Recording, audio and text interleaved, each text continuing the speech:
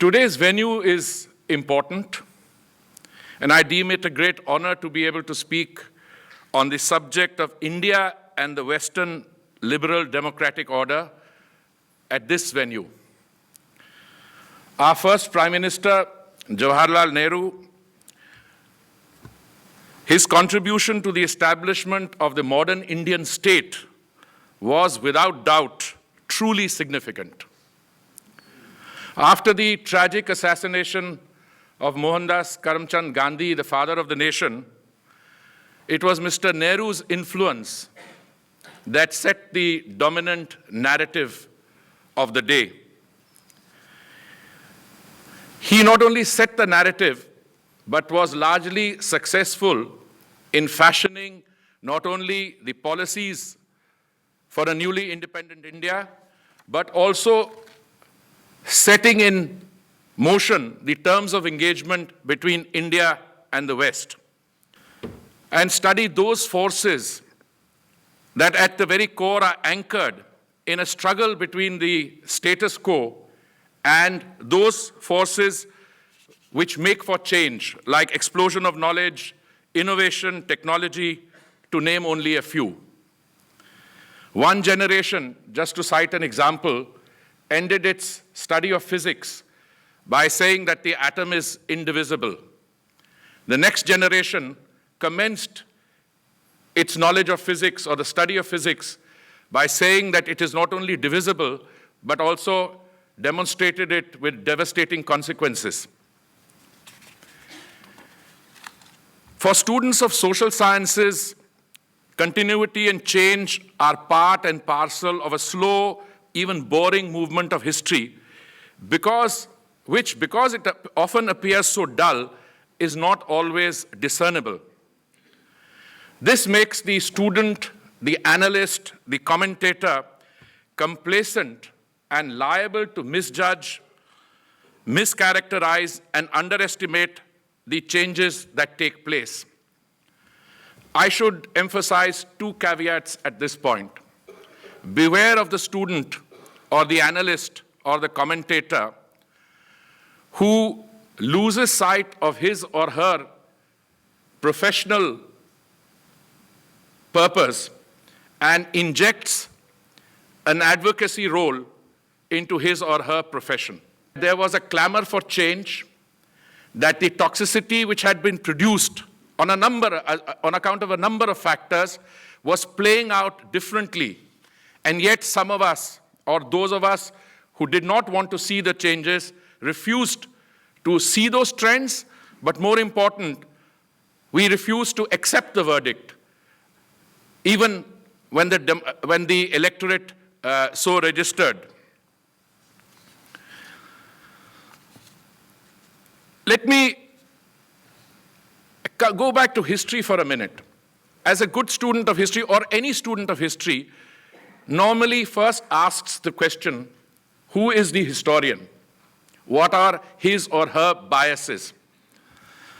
When you look at the growth of a child, you ask questions like nature versus nurture. When you look at accounts by medieval Indian historians, you ask the question, who is the chronicler? What is the purpose of the chronicler? Obviously, I haven't come across any female chroniclers in medieval times. He is recording or writing in order to make the king or the emperor look good for posterity. Fortunately, in the age of instant news, the dynamics is different. But it is perhaps a sign of the troubled times that we live in that the lexicon to which we are adding is now terms like post-truth, post-fact. Now, if this is the evolving narrative, we naturally have to ask ourselves some very basic questions. And those are, who sets the dominant narrative? Who is able to maintain that narrative? And finally, when is it that that narrative is sufficiently challenged? Now, the narrative is obviously going to be determined or fashioned by the intellectual discourse of the time. India's interaction with the West started much before any of us were on the scene. But let me just rewind a little. The Cambridge historian Angus Maddison estimated that India's share of the global GDP somewhere around the middle of the 1700 or 1750 was roughly 25% of the global GDP. This is before the East India Company as a trading entity established itself in India. In other words, 25 to 27% of global GDP before the 190 years of colonialism. 3 years after India gained independence, our share of the global GDP had fallen to 3%. Even 70 years after independence, India's, which is now a $2 trillion economy, it has only a 3.5% share of the global GDP. Now let us look at, for a minute or two, some of the perceptions of what India was prior to British colonialism. And I'm going to quote 3 people, 2 foreigners and 1 Indian. Samuel Langhorne Clemens, he's better known by his pen name Mark Twain. He traveled at the age of 60, that is when he was 60, to India and what was then known as Ceylon. Some excerpts from his diary. And I quote, "In religion, all other countries are paupers. India is the only millionaire. We owe a lot to the Indians who taught us how to count, without which no worthwhile scientific discovery could have been made. India is the cradle of the human race, the birthplace of human speech, the mother of history, the grandmother of legend, and the great-grandmother of tradition. Our most valuable and most instructive materials in the history of man are treasured up in India only. So far as I am able to judge, nothing has been left undone, either by man or nature, to make India the most extraordinary country that the sun visits on his rounds.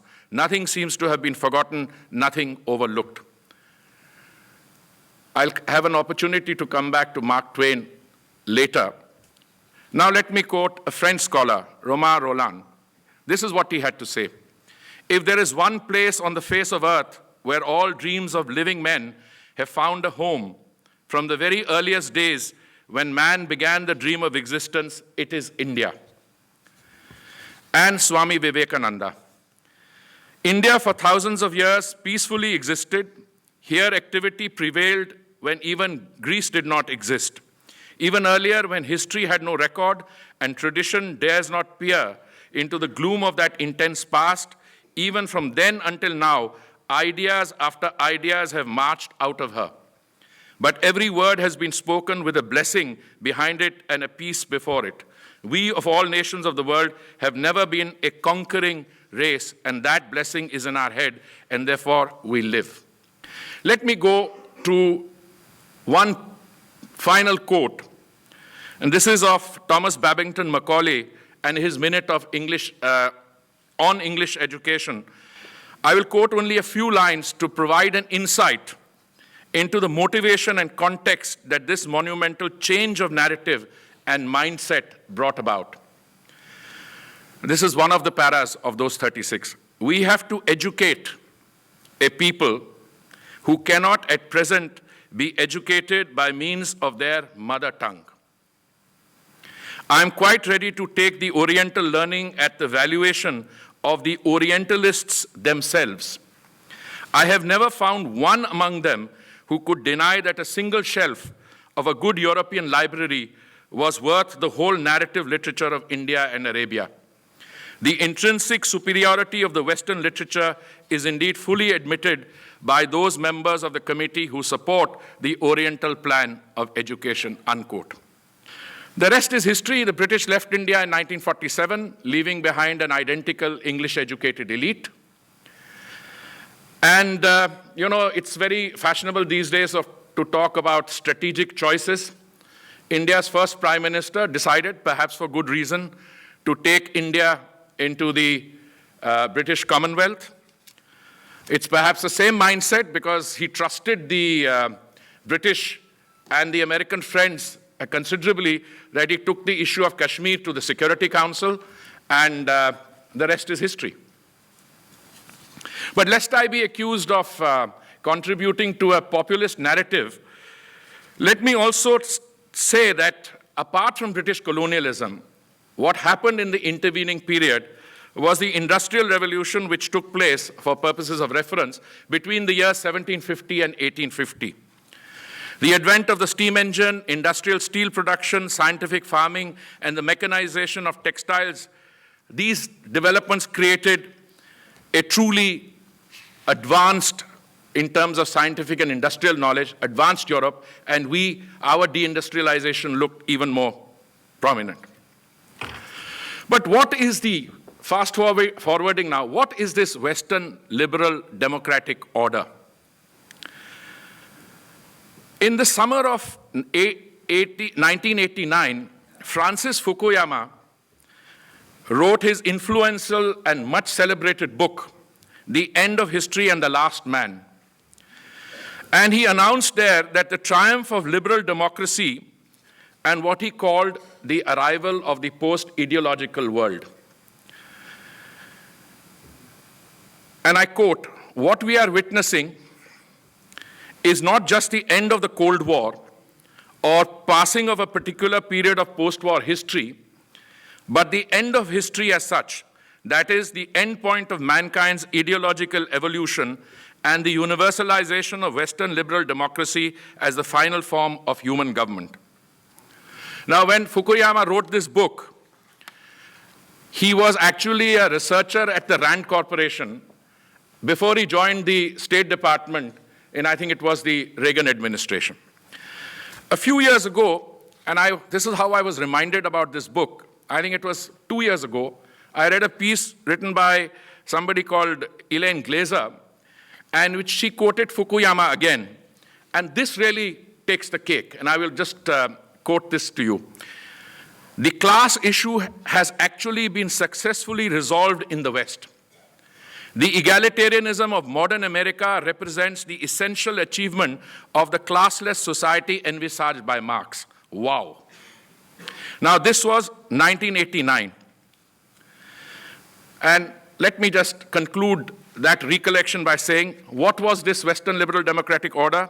It was globalization, Washington Consensus, trade liberalization, human rights, interventionist mindsets, where including, if necessary, through regime change.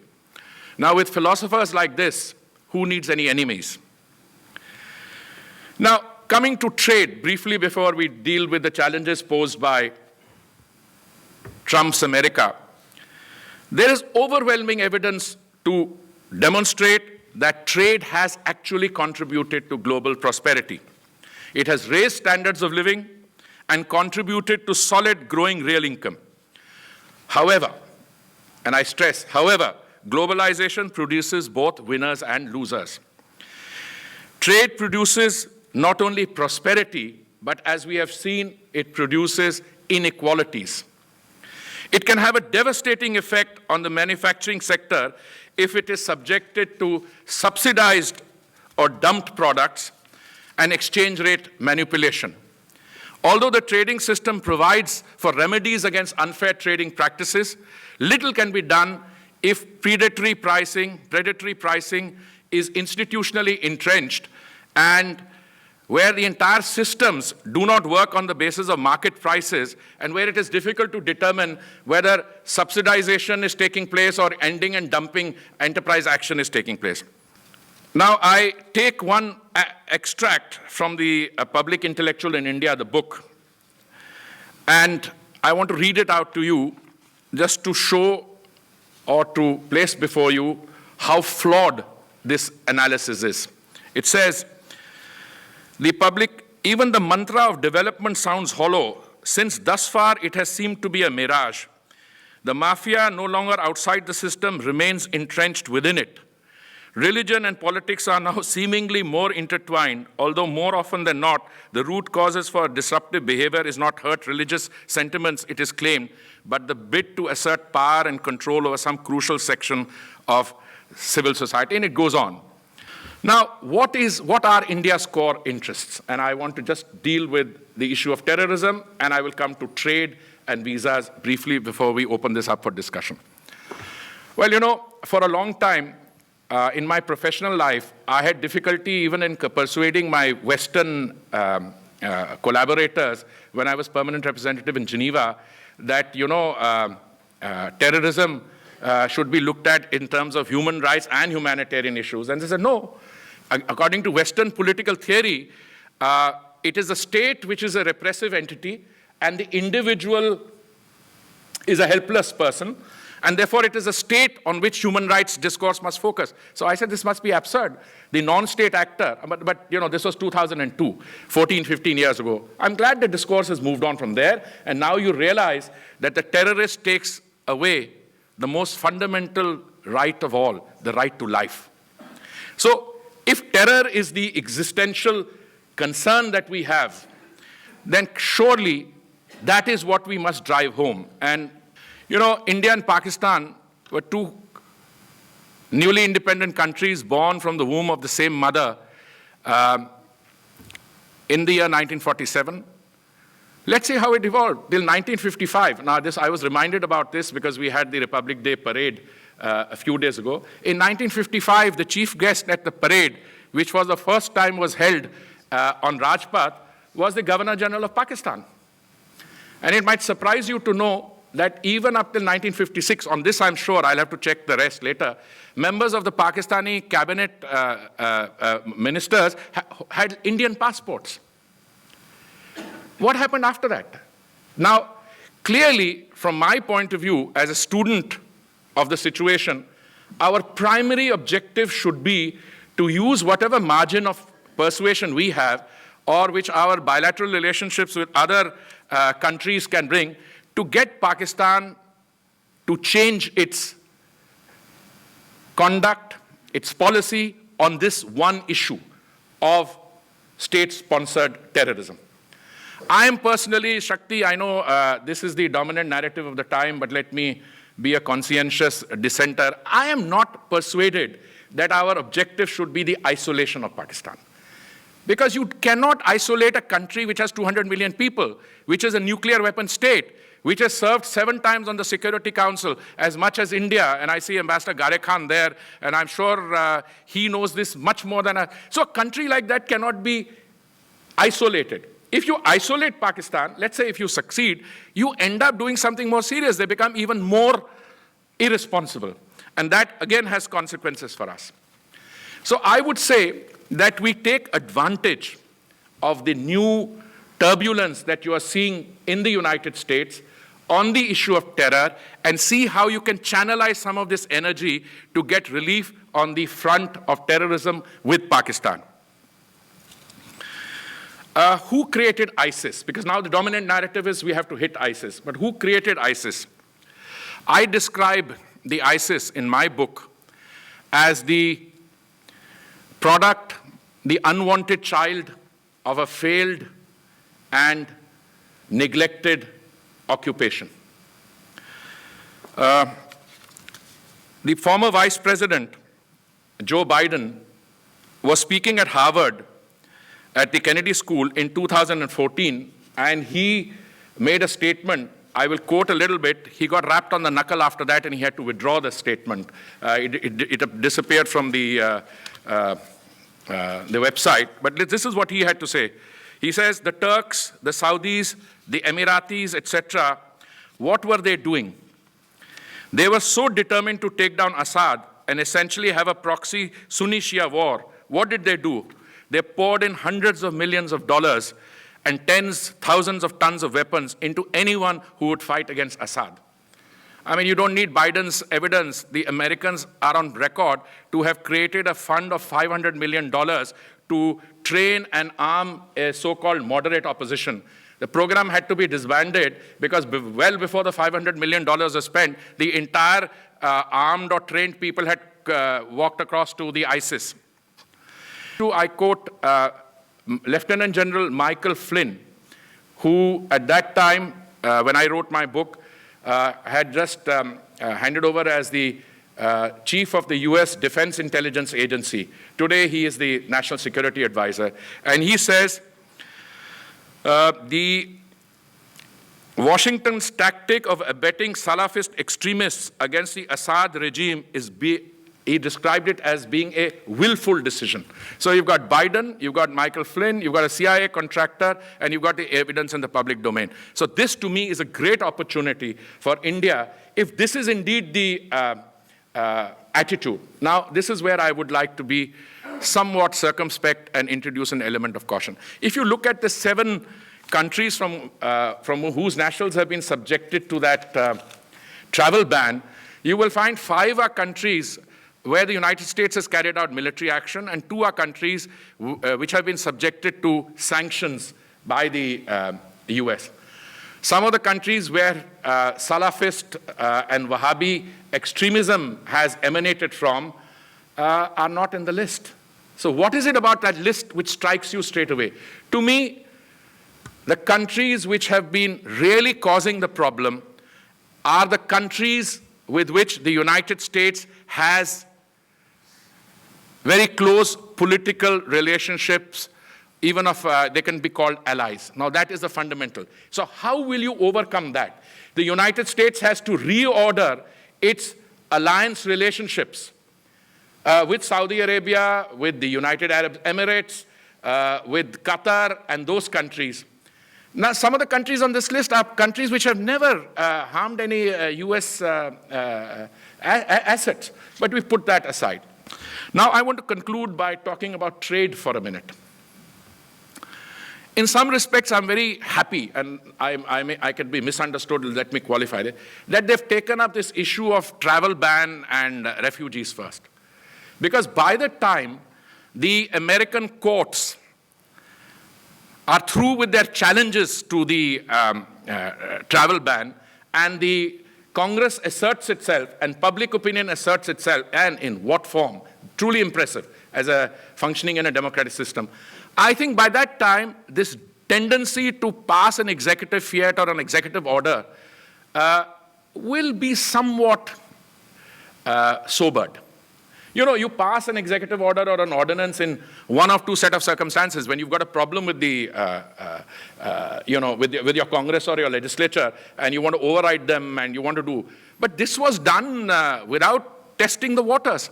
And the waters which are being tested now, I hope that when it comes to trade, the situation will be slightly better. And I just want to spend a minute or 2 on trade. Look, the United States is a $17 trillion economy. The closest you have to the United States is China, which is an $11 trillion economy. Now, the United States is contractually bound to the World Trade Organization, to NAFTA. If it wishes to withdraw from any of these arrangements or take unilateral actions, the process will be cumbersome, it will be slow, and if I may submit, it will be costly. Because I don't see, even on the travel ban, you've got the Iranians who have said that they ban all US citizens from traveling there. You have the Iraqi parliament saying that they will take retaliatory action. So in today's day and world, in the globalized world, there is no possibility of taking punitive action without getting hit in retaliation in equal and substantial measure, which is, I think, the trade term. Now, let's take the Mexican wall for a minute. Mexico-US trade relationship is what, $500 billion? And it's not so simple. You can, even if you could physically construct an impregnable wall, let's say through those mountains and stream, it's what, 2,100 mile long border. They tried this in 2006, actually, or 2008. And Boeing and other companies were awarded contracts. And they were able to construct the wall only in 53 miles, Shakti, at a cost of $6 billion. So the construction companies are going to become very rich, but you may not be able to get the wall. It may be a much simpler possibility to get control through a immigration reform and cooperation from the other side, but the Mexicans could retaliate. They could pass all the Central Asian drug smugglers, etc., and facilitate their way in. So this is early days. On trade, I'm not that worried. Yes, we already had an order today on the H-1B visas, lifting the minimum salary from 60,000 or 65,000 to 130, the others, fine print. But I think one can adjust on these things. We should be concerned. We should get our concerns across. But at the end of the day, you have, I saw a statement by Brannon. He said that there are too many South Asians in Silicon Valley. But, I just was reflecting on that statement. What happens if the Silicon Valley moves elsewhere? Let's say, hypothetically, there are great spots in the world where the air is as clean, where let's say 100,000 people from there move into a setting which is equally setting, and then through global connectivity do their work from there. Worried. Similarly, the threats on the UN, there was a memo which was leaked, I think deliberately, to drive a scare. What is the US contribution? US contribution is 22% of a $2 billion budget. Put that aside. The remaining $7 billion that the UN gives is actually what I call voluntary contribution, what is called voluntary contribution. There you provide global leadership. And you do this because you control the narrative there. But to conclude on this, let me just say, somebody said if the US takes a back seat, some other country, big country, will step in. Wait a minute. You need to be able to demonstrate that you produce global public goods to be able to assume leadership.